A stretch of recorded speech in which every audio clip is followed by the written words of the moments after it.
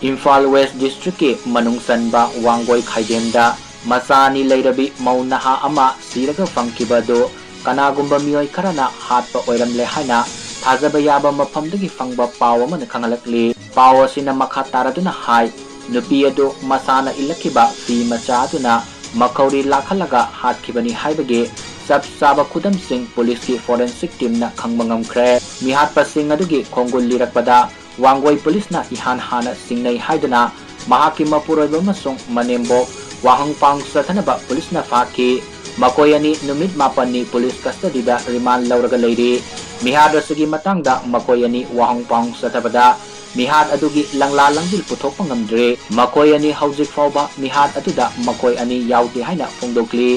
nakala maromda nupi adu khatpagi matangda police na atopa maiga yamada haidoklaga thiba humbagi thabak sathabada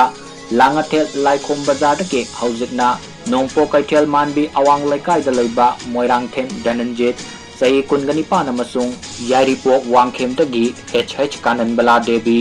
Elias Danesori sahi nifugamathoi kauba mioyani Fagatkhre makoi ngasi chief judicial magistrate Imphal West ki court ta puthok tungda police custody da remand lauthakre police na Fagatkhre dananjit masamakna mihad adu sathakibani haina maral yajare nupi adu mahakna kauthok tungda mafam atuda makauri lakhalaga hatpani haibasu khangba ngamle adumapu mihad asigi matangda police na makoi mari fare haibadagi hena karigumba wafam amata phongdorakpa leitri haina paw asina makha tari